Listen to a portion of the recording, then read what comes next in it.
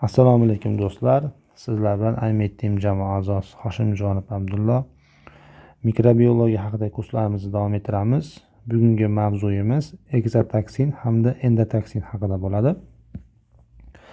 Xo'p, do'stlar, bakteriyalar o'zidan chiqarayotgan toksin turiga qarab ikki xil bo'ladi asosan, ya'ni biri egzotoksin, ikkinchisi endotoksin.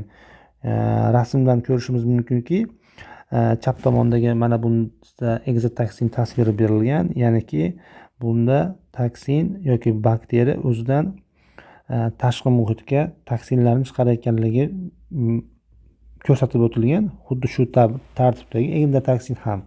Lekin bularda toksinlar turiga yoki bo'lmasa umuman bir necha farqlari bor. Misol uchun, egzotoksinlarda qaysi bakteriyalar uchrashiga ko'ra ular ham gram pozitiv, ham gram negativlarda uchraydi. Endotoksinlar bo'lsa faqatgina gram negativ bakteriyalarda uchraydi. Yoki bo'lmasa yana bitta farqi, egzotoksinlar hali bakteriya tirikligidayoq ular o'zidan toksin chiqarib turish qobiliyatiga ega bo'lyapti. Lekin endotoksinlarda bunday funksiya bo'lmaydi. Ya'niki qachonki bakteriya lizisga uchragandan so'ng yoki bo'lmasa o'lgandan keyingina ularni shu devorida joylashgan lipopolisaxaridlarning parchalanishi natijasida ular toksin hosil qilyapti. Yoki bo'lmasa ularda toksin hosil qilgandan keyin organizmga qanaqa o'zgarishlar bo'lishiga qarab turib ham bir-biridan farq qilyapti. Ya'ni egzotoksinda ajralib chiqargan toksini qaysidir hujayra retseptoriga o'tirgandan keyin maxsus javob chaqiradi deganmiz. Uni aniq bir effekt yuzaga chiqarmaydida, har bitta bakteriya turiga qarab turib, uni toksini o'ziga yarasha maxsus yoki spesifik javob yuzaga keltirib chiqaradi. Endotoksindachi qanday bo'ladi deydigan bo'lsa, endotoksinda asosan tumor nekrozis faktor, interleykin 1, interleykin 6 kabi sitokinlar ishlab chiqariladi. Bular asosan organizmda gipotenziyaga, shishga yoki qon bosimining tushib ketishiga, istimaga sabab bo'lardi. Endi zaharliligi jihatidan egzotoksinlarda zaharliligi endotoksinlarga nisbatan bir qancha yuqoriroq yoki bir qancha kuchliroq. Endi asosan biz dastlab endotoksinlar haqida to'liqroq gaplashadigan bo'lsak, endotoksinlar yuqorida aytib o'tganimizdek gram negativ bakteriyalarda uchraydi va e'tibor berayotgan bo'lsangiz, sekretsiyalanmaydi deyilgan. Ya'ni sekretsiyalanmaydi degan egzotoksinda e'tibor bergan bo'lsangiz, toksinlar sekretsiyadan tashqariga chiqib ketayotgan edi. Lekin endotoksinda esa hujayra devorini parchalanish natijasida shu orqali o'zidan toksin chiqarib turishi, shu sekretsiyalanmasligiga misol yoki isbot bo'la olyapti. Endi lipopolisaxariddan ajralib chiqqan, o'zi lipopolisaxarid nima edi? Bu o'sha endotoksinning hujayra devorining tarkibiy qismi edi. Tarkibiy qismida lipid A, ya'ni shu lipopolisaxarid tarkibiy qismi lipid A bakteriya o'lgandan keyin ajralib chiqyapti. Ya'ni shu lipid A emas, endotoksinning asosiy o'sha interleykin 1, interleykin 6, tumor nekrozis faktoriga sababchi bo'layotgan lipid A edi. Endi endotoksin hamda egzotoksinning yana bir qancha farqi, misol uchun endotoksinlarda ularni o'zlarining geni plazmidda emas, asosiy xromosomada joylashgan bo'ladi. Bu nima degani? Tasavvur qiling, bitta bakteriya, uni genetik material ham qo'sh zanjirli xromosomada bo'lishi mumkin yoki bo'lmasa plazmidda bo'lishi mumkin. Shu kabi endotoksinlarda geni plazmidda emas, asosiy xromosomada joylashgan bo'lyapti. Egzotoksinda toksikligi yuqori dedik yoki zaharliligi yuqori dedik. Shunga mos ravishda endotoksinda ham nimasi toksikligi kamroq. Va 3 xil yo'l bilan patologiya olib keladi. Nima degan bo'lsak, bu endotoksinlar. Misol uchun bu makrofaglar natijasi, komplement sistemani aktivlashtirish natijasi yoki bo'lmasa to'qima faktor aktivatsiyasi. Buni to'liqroq keyin gaplashamiz.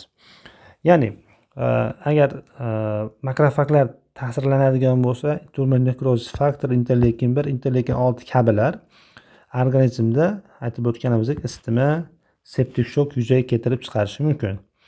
Yana bitta farqi, endotoksinlarga qarshi vaksina mavjud emas. Nimaga deymiz? Chunki ularni ishlab chiqargan toksini oqsil emas.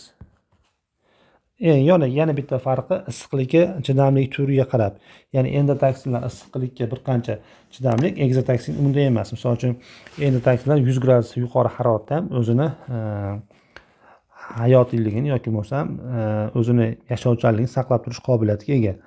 Va bularga klassik misol qilib, ya'ni qaysi bakteriyalar yoki qaysi kasalliklar bunga misol bo'lar ekan degan bo'lsangiz, meningokoksemiya deyilgan, ya'ni shu Neisseria meningitisning zahari yoki bo'lmasam toksin natijasida meningokoksemiya, ya'ni LOS deb yozib qo'ygan, lipooligosaxarid, mana bu lipopolisaxaridning alternativ varianti hisoblanyapti. Buning natijasida Neisseria meningitisdan sepsis holati yoki bo'lmasam sepsis gram negativ holatda yuzaga keltirib chiqarayotganini ko'rishimiz mumkin. Mana bu joyda endotoksinni umumiy yuqorida sanab o'tganimiz 3 xil effektni yuzaga chiqarishi belgilab qo'yilgan. Ya'ni endotoksin nima edi? Shu lipopolisaxaridni tarkibiy qismidagi lipid A ni ishi natijasida shu jarayonlar yuzaga kelyapti. Birinchisi, makrofaglarni aktivatsiya qilish natijasida bo'layotgan holat, ya'ni bunda toll-like reseptor hamda CD14 oqsillari, bular bizda shu makrofaglarni aktivatsiya qilishi mumkin. Misol uchun interleykin 1, interleykin 6 kabilarni aktivatsiya qilish natijasida organizmda isitma yoki fever bo'lishi yoki bo'lmasam tumor nekroz faktor alfani qo'zg'atishi natijasida bular istimaga va gipotenziya yoki bo'lmasam qon bosimining tushishiga sababchi bo'lishi mumkin.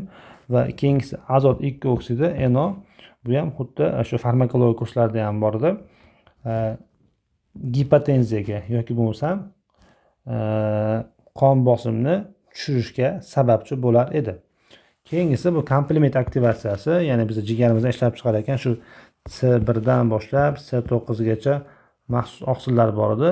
Bularni endi aktivatsiya qilish natijasida bu yoki bizga eng bular ichidan ahamiyatga moligi C3A bilan C5A. Misol uchun C3A nima ish qiladi degan bo'lsangiz, bizda azot 2 oksidiga o'xshab gistamin ishlab chiqaradi. Gistamin ishlab chiqarilgandan keyin bosimni tushirib yuborish yoki bo'lmasa shishga sababchi bo'ladi. C5A bo'ladigan bo'lsa neytrofillarni xemiotaksisga uchratib yuborish xususiyatiga ega. Va oxirgisi funksiyasi bo'lsa to'qima faktor aktivatsiyasi yoki tissue faktor aktivatsiyasi deyilgan umumiy to'qima aktivatsiyasi. Bunda nima bo'lar ekan deydigan bo'lsa, bizda qon ivishiga ta'sir ko'rsatuvchi koagulyatsiya omillariga ta'sir qilyapti. Koagulyatsiya kaskadiga ta'sir qilyapti. Buning natijasida bizda DIC deb qo'yilgan yoki bo'lmasam qon ivish qobiliyatini yoki kuchayib ketishi yoki susayib ketishi yoki bo'lmasam ba'zi bir to'qimalarga qonni yetmay qolishi yoki bo'lmasam qonni ko'p borishi natijasida umumiy qonni ivish xoslati buzilishi bunga misol bo'la oladi. Keyingi qismimiz yuqorida gaplashib o'tganimiz egzotoksinning yana davomi bo'lyapti.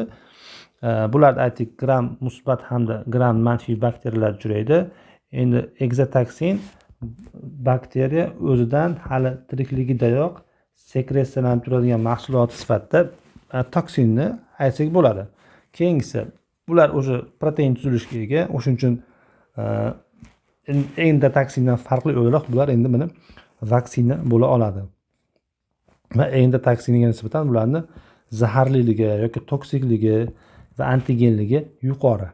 Va bular endi endotoksin issiqlikka chidamli bo'lgan bo'lsa, egzotoksin buning teskarisi, ya'niki o'sha 60 gradus haroratda, misol uchun stafilokok enterotoksinlar yoki Escherichia coli toksinlari 60 gradus haroratda nobud bo'lish bor mana. Endi egzotoksinlar maxsus effekt yuzaga keltirib chiqaradi deganimiz o'sha har bitta bakteriyani o'ziga yarasha xos xususiyatni keltirib chiqarishi bunga misol bo'la oladi.